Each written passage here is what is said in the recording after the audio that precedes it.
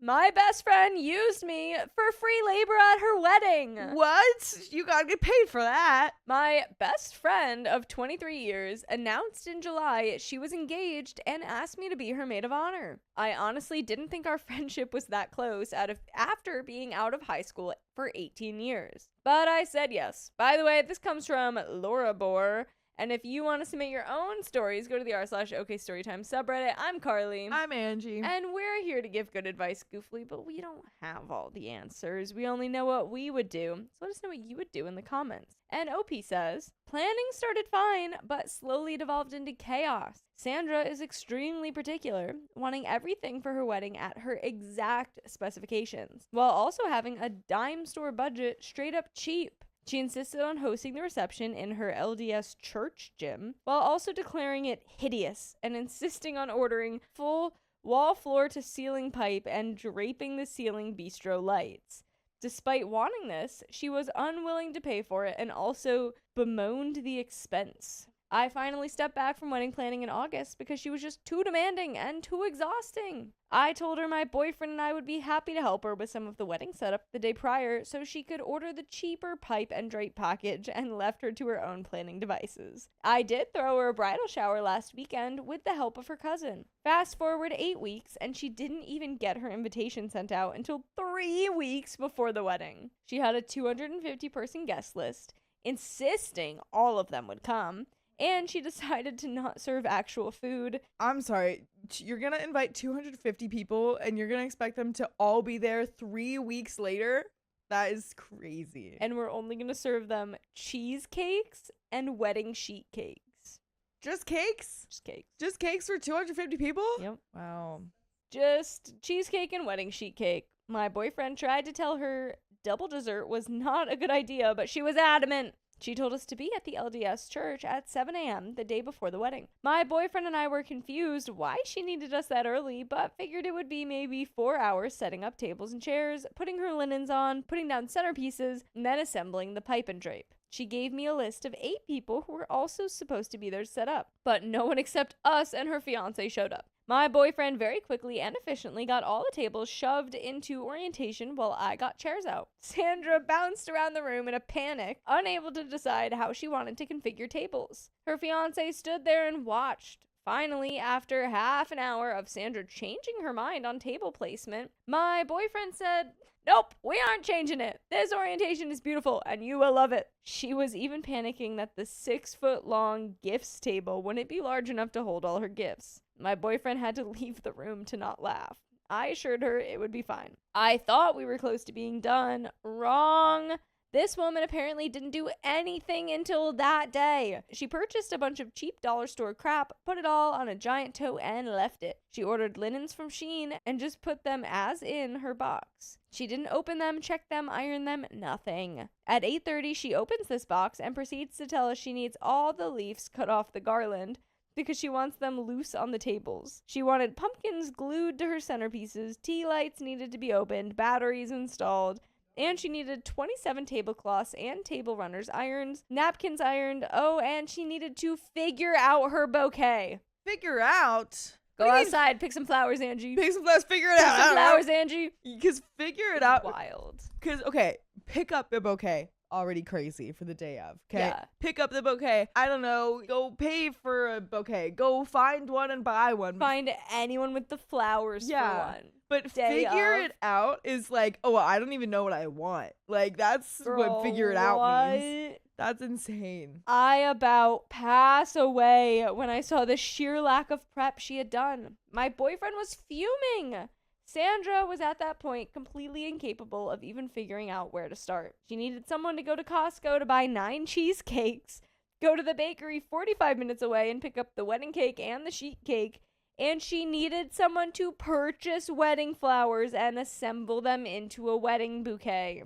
Gosh. She wanted me to go to a florist and call her on Zoom to show her the flowers while she sat at the venue waiting for the pipe and drape delivery. My boyfriend straight up said no. He told her we would go to Costco, we would buy all white flowers and her cheesecakes. She claims she'll repay us. She begged us to call on Zoom to show her flowers, and he said, "We're doing all white.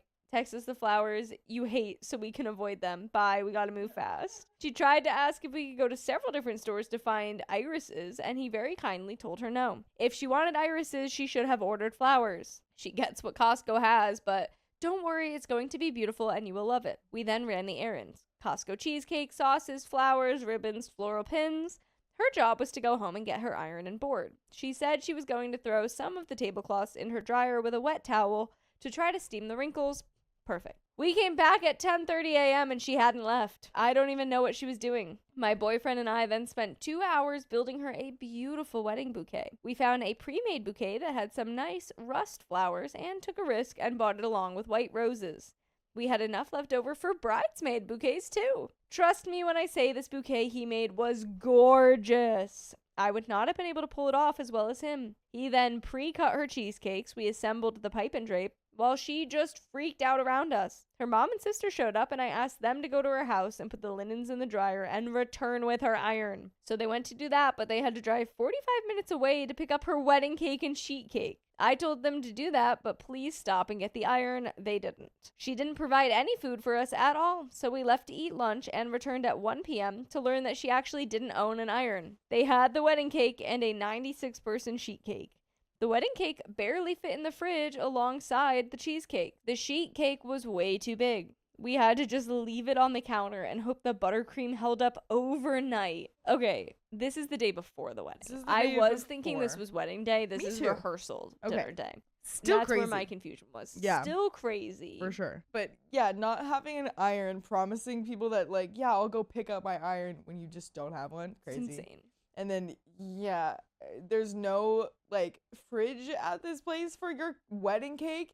First of all, it's a 96-person cake, Right. and you insisted on 250 people being there. I doubt they'll all be there, but still, that's crazy. Crazy. We still had rehearsal dinner to get ready for, paid for by the fiance's family. We finally just had to leave, and I said I would come back to the church after the dinner to help her iron. Dinner took entirely too long. I sent my boyfriend home because I could tell he was exhausted, and he really doesn't even know her. Then she hit me with this bombshell. She wasn't going to the church to help us iron. She was moving out of her parents' house into her fiance's apartment that night. What? Well, girl, what are you doing? Her sister and I tried to tell her that she didn't need to do that. Just go on the honeymoon and move the rest of the stuff when she came home. It was her parents' house. Her stuff was fine. But she was adamant that she had to get all of her stuff into his apartment that night. I finally left the dinner to go to the church and start ironing. I called my mom and griped about it for 30 minutes. So then my mom drove over to help me. What? The rest of the night was me, my mom, Sandra's disabled sister, and her 80-year-old mother ironing linens with my iron, my mom's iron, and a cheap steamer we bought at Walmart. She left me with a written list of instructions for how to set up each table to her exact specifications. She left all of the bridesmaids' dresses, her petticoat, and her wedding dress hanging in the church for me to steam, and then told us to bring them to her mom's house. I didn't even leave until 1 a.m. I was fumed that she didn't get her stupid dress professionally steamed. And after all of that, this chick forgot her bouquet in the church fridge after I explicitly told her to bring it home with her. Okay, so there is a fridge for the There cakes. was. It just wasn't big enough for the wasn't cakes. big. Yeah. I didn't even think about it until 5 a.m. and broke down crying because I knew she was going to call and ask me to drive up to get her bouquet for her, and I didn't even know when I would have time for that. She called me the next morning asking me to drive 45 minutes to unlock the church for her to get her bouquet. Keep in mind, I was not invited to the wedding because it was at the LDS temple, and I'm a heathen. I'm sorry. Okay, because I went to a wedding that was like my cousins are Mormon and I'm not, so I couldn't go into the actual wedding, but I was at the reception. So it's like I get that. Like that's just a normal thing, but to have someone that's not even going to be in the actual wedding like doing all of this stuff for you is like, girl, ask someone else that has a little bit more to do. It's a little weird, like because then also though it's at the temple, so not the church. Well, I so think it's like she's allowed into their church, she's just not allowed into the ceremony part of the because temple. she's been in the helping. church, but this is specifically at the LDS temple. So then maybe the reception is in the church, and she's allowed in the it's in church, but she's not allowed in the temple. right? Because it was in Okay. the, which is strange. It's just like a weird rule. I Like, guess for so. sure, religion, whatever, I get it. But Yeah. weird to then this is the person that you pick to help. Or maybe she's the only Yeah, one that exactly. would. Because it's like, I feel like, and explaining that to her, I feel like wouldn't even get through. But it's like, I will respect like your religious Yeah. rules and customs and stuff. But at the end of the day, you are still going to like make me wait to and miss your big day while I'm doing this stuff. So it's like, at the very least, get someone who isn't gonna miss, like, Yeah. already have to miss your wedding. You know what I mean? Then she told me she needed me and my boyfriend to get to the reception church 2 hours early, finish setup, get all the lighting figured out, and manage her food table during the reception. Cutting and plating cheesecake and sheet cake, applying caramel or fruit drizzle, bringing it to the tables, keeping water refreshed, etc. So a waitress. She wants you What? to work her wedding. She wanted me to do it because her family would obviously want to mingle with guests. She didn't plan anything for water dispensers. She didn't have a cake tray to even put her turquoise wedding cake on. So I brought my servingware from my house, our cake tray, glass water dispensers, and pitchers. My mom was so pissed on my behalf, she un-RSVP'd herself to the wedding. Whoa. Nice. But then she also loaned me her glass water dispensers too. Sandra also needed us to buy ice for the dispensers, buy and slice lemons. I just stopped caring at that point. She did not get lemon water at her reception. The reception was basically me and my boyfriend and 2 of our children acting as unpaid cater waiters. She was 1 hour late to her reception because she didn't plan time for photos outside the temple and forgot to leave the guest book with me. So I spent an hour trying to entertain angry guests, explaining where the guest book was, explaining where the bride was. No one wanted to eat cheesecake until she arrived. Her dopey fiance left their rings at the house, and he arrived 30 minutes after her because he had to drive to get them. At one point, cheesecakes were running low. Someone walked up to me and said, "Sandra noticed the cheesecake table needs to be refreshed. Thanks." Excuse me? Oh, I'd be so mad. No one's I'm eating sorry. it. Who's Sandra? Probably the bride. Who's Sandra? Yeah, Sandra. But But who's Sandra? who is Sandra? Don't, and who are you for talking to me like I'm the help? Yeah. Come on. What? Excuse me, what? She then had photos going on outside the reception church. 4 pages of photos she wanted. The photographer did them backwards, and instead of starting big and whittling down, she started small and went big, so everyone was standing outside for an hour while other guests sat inside alone, confused. I was outside for the bridesmaid photo while my boyfriend managed the food. She then came back in, cut the cake, and changed to leave. She asked me to box up any remaining cheesecakes and wrap and box her wedding cake and all of the leftover sheet cake, which her mother paid for, and bring it out to her to take home with her. No surprise, people didn't want double dessert. Of 9 cheesecakes, we had 4 untouched ones left over. The entire wedding cake, minus 1 slice, and almost the entire sheet cake. Basically 90 of 96 slices of cake. Oh my god, dude.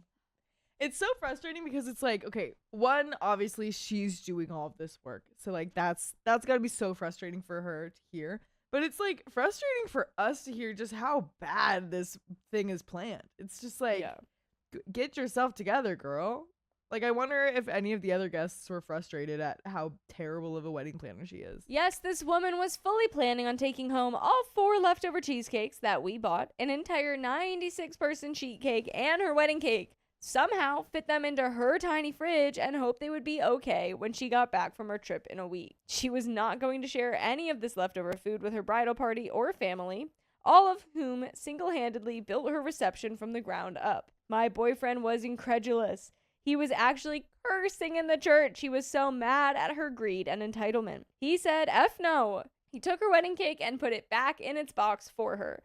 He didn't wrap it in plastic or anything. He took 2 cheesecakes and put them straight into the trunk of our car for us to bring to a family dinner that night. Then he boxed up half the remaining sheet cake in an extra cake box for me to bring to work that morning to share with people. The remaining sheet cake he boxed up for anyone willing to stay after to take down the wedding. Sandra was fully out the door on her way to the anniversary inn to lose her V card and left me, my boyfriend, her family, and several kind ward members to clean up, take down all the pipe and draping, boxing up her centerpieces, linens, and then clean the church. We got home around 6 p.m. Saturday, physically in pain and angry, and gave all of our kids full stars for their chore charts, They could a prize at 10 stars, so they each got a full 10 stars. I didn't even feel like I attended the wedding. I feel like I catered her wedding against my will. My boyfriend did a bulk majority of the work, assembling backdrops, tables, breaking it all down, all heavy lifting, making 5 bouquets, which I learned he's excellent at. Running the entire catering operation, cleaning the kitchen. I steamed 5 bridesmaid dresses and the wedding dress, and ironed 27 tablecloths. Many family members thanked us personally for the work we put in. Sandra's mom cried and thanked us for saving the wedding and said she prays for our family and for our health and happiness every morning. Okay, at least someone is saying Thank God. Thank Somebody God. said thank you, but Sandra has not. Sandra, we're waiting for you, girl. The fiance's family thanked us and said we did well, and even offered to pay us money, which honestly felt so weird because they 100% should have thrown money at hiring actual reception staff. Or better yet, an actual reception venue.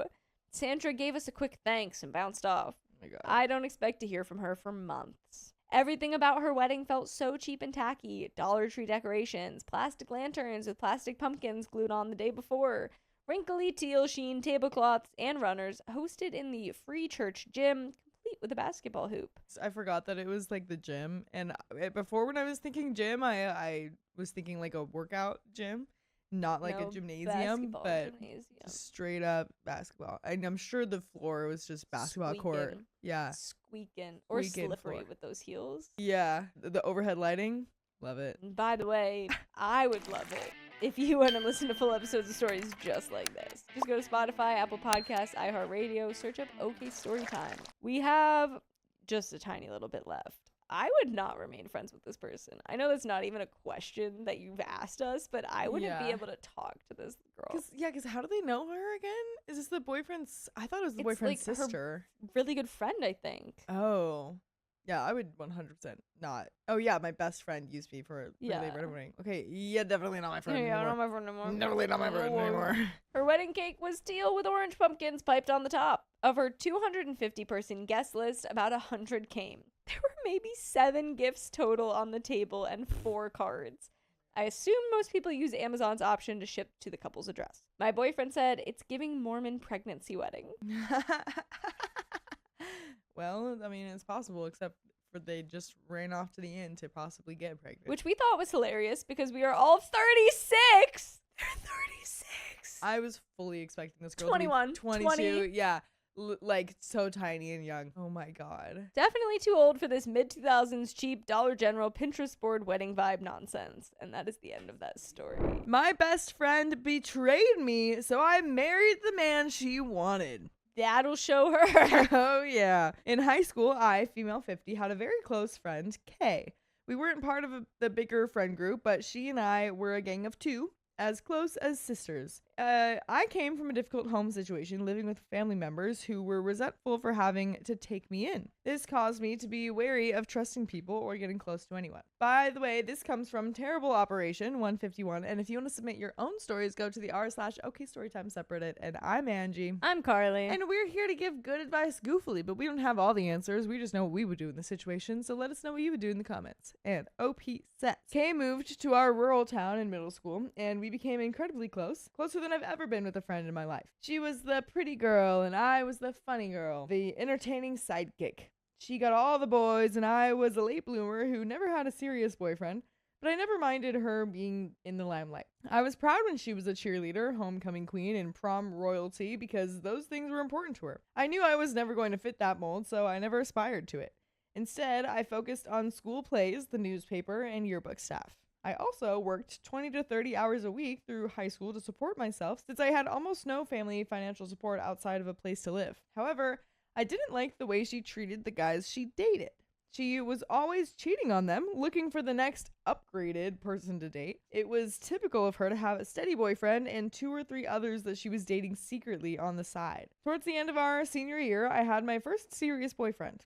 I was pretty naive about life and relationships. He was older than me, from a different town, and came from a well-to-do family. His parents looked down on me, even though I tried to fit their ideal. It wouldn't have mattered if I was perfect in every way. To them, I was not in the same social class, so they would not accept me. When we graduated, Kay and I went to different colleges several hours apart. Shortly after starting university, I found out I was pregnant. At first, my boyfriend was excited and happy, and we would go shopping for baby items together. However, his parents were very upset and gave him an ultimatum to break up with me or they would cut him off financially. For several months, he was conflicted. Ugh.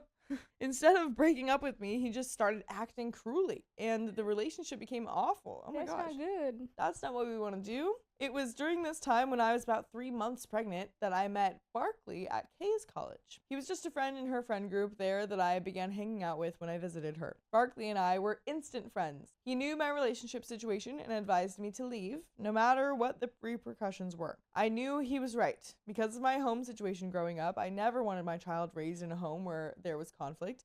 So before I was even showing, I ended the relationship. Or more accurately, I accepted that his parents had already ended it.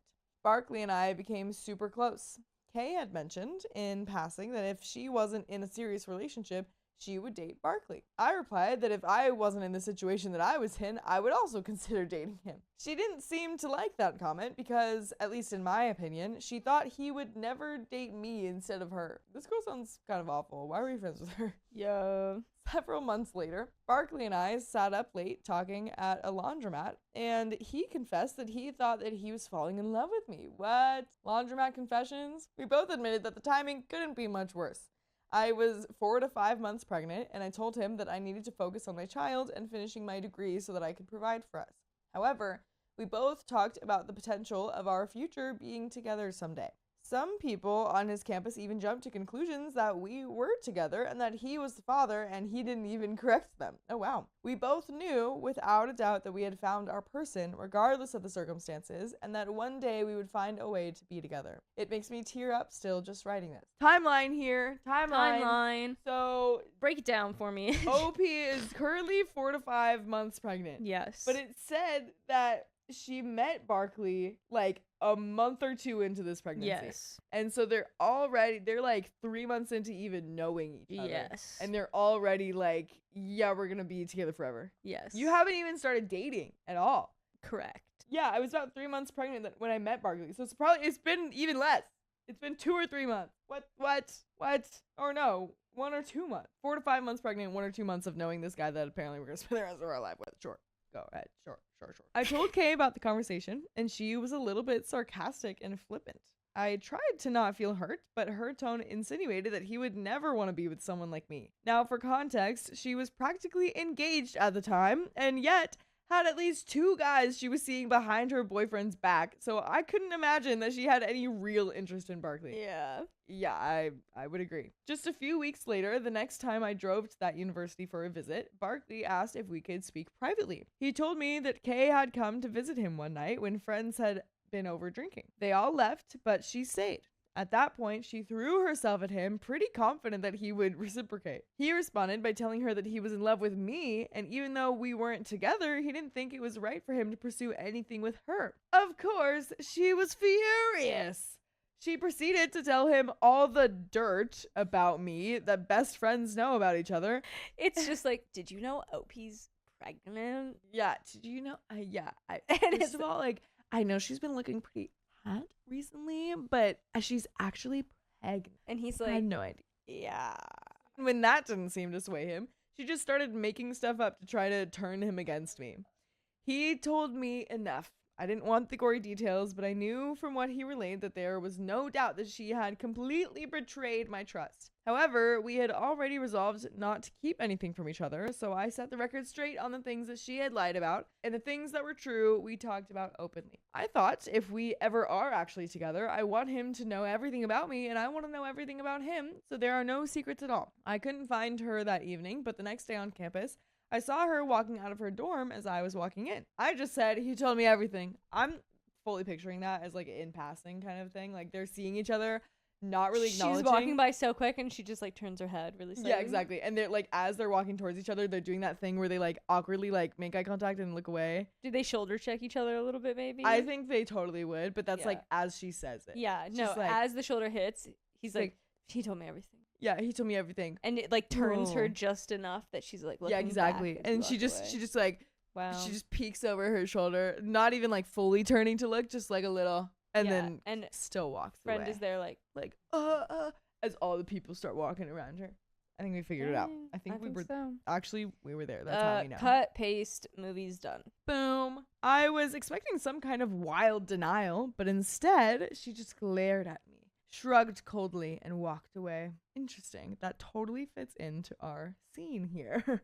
I was in shock and I never saw her face again, at least not for 30 years. What is this story? Barkley and I got married a year and a half later. He adopted my son, our son, and they have been so incredibly close that I don't think anyone would believe me if I told them that Barkley wasn't his biological dad. Our son has always known the truth and known that Barkley was the dad that chose to be his dad. I have the most enormous love and respect for this man still after more than 30 years of marriage. He is still my person and I'm still his, and a jealous ex-best friend who only wanted one more conquest and couldn't have it wasn't able to break us up. In those early months, I still hated her so much for what she had done that I sent her a wedding invitation with the time and location blacked out to show her that she didn't stop us from being together. Dang.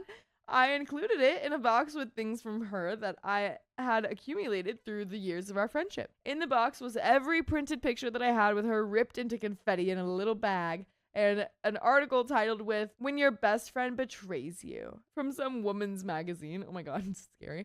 Which I had cut out and scrawled along the top. Thanks for the memories.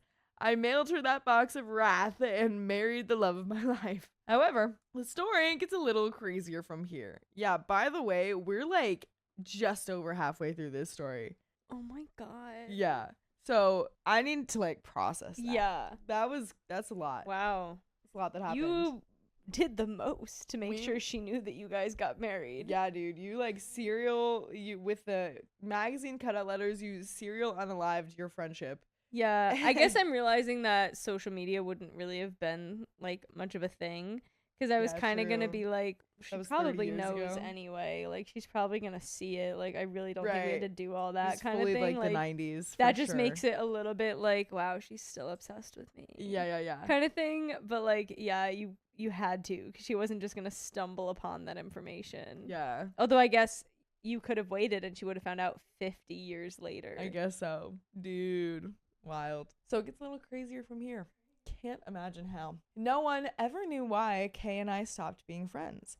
I became a person of faith several years later and came to understand the power of forgiveness. It didn't absolve the person for what they've done, but it would free me from my own torment. It took me a long time, probably about 10 years, to forgive her, and even longer from trusting friendships with women again. A few years ago, my high school had a 30th class reunion. That's how they're going to meet again. I've never been to any of them. Quite honestly, it just isn't my thing, and I wasn't really close to anyone in high school but her anyway.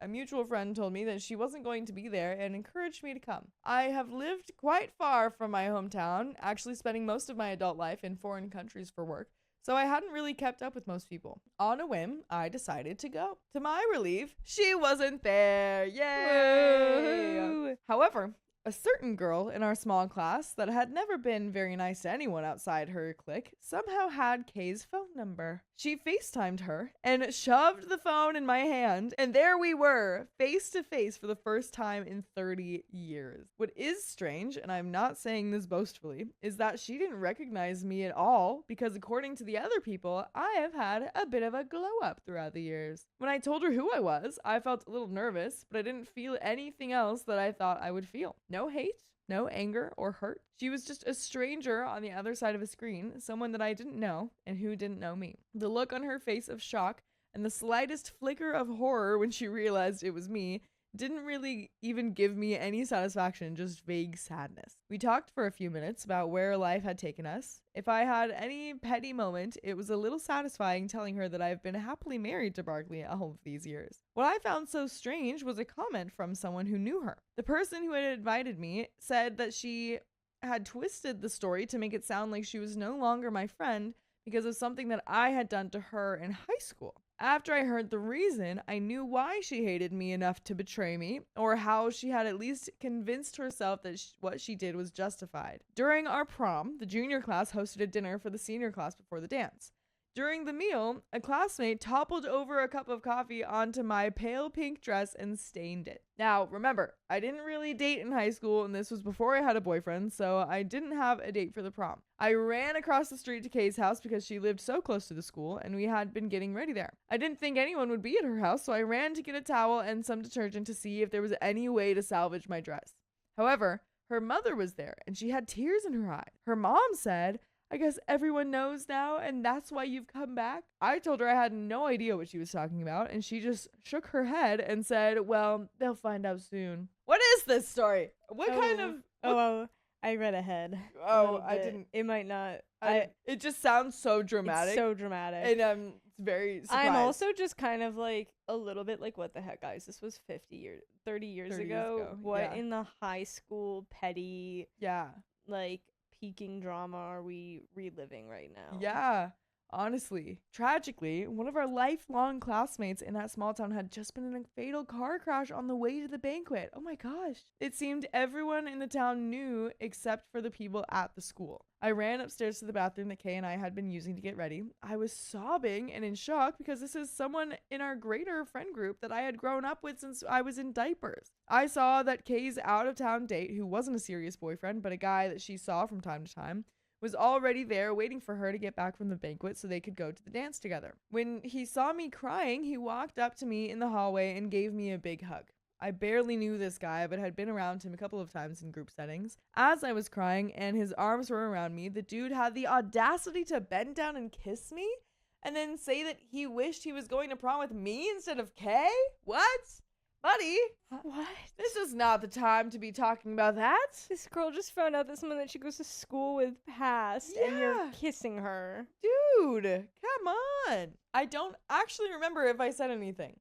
I don't think I did because I was so shocked that moments after I found out that friend was gone forever, this guy who I thought was consoling me was trying to hit on me. I basically told him something along the lines that he needed to stop how he was acting. I left immediately and waited in the school foyer until the other students had been notified because I couldn't face everyone since I was the only student who knew about the accident, especially since the sister of the boy who had passed away was in the school and didn't know. Oh my god. Oh my god. That is terrible. Oh my god. This is so terrible. So much is happening in this story. Oh my god. Evidently, what I found out all these years later is that Kay's mother was standing at the bottom of the stairs at her house and saw the guy kiss me and possibly heard what he said. She told her daughter. What? This was on the stairs that you were doing this? I think it was like right at the top of them maybe or something. But also, you heard this and then also didn't hear the, "Oh no, you need to stop," because what? Kay never said a word to me, so she never gave me a chance to tell her my side or to explain that it was completely unsolicited and unreciprocated, although it might have looked differently because I was in utter shock in a moment of grief, which this guy took advantage of. So I would say that what a waste. This culminated into her betrayal and 30 years of not having had Kay in my life. Honestly though, I'm not sure we would have been friends much longer anyway because our lives were on such different paths and we were such wildly different people. I can just hope that this is a cautionary tale about jumping to conclusions and letting resentment fester, whether it is or isn't warranted. To this day, I have no idea if she knows the truth. Although I've used fake names in a vague situation for privacy, a little part of me does hope that she finds this, realizes it's me, and knows that I didn't really betray her and that I forgive her for trying to split me and Barkley up. I've had my happily ever after. Barkley and I are still living it, and I hope that she has found hers too. Everyone needs a little grace in this life after all. And by the way, everyone also needs full episodes of stories just like this one on their life.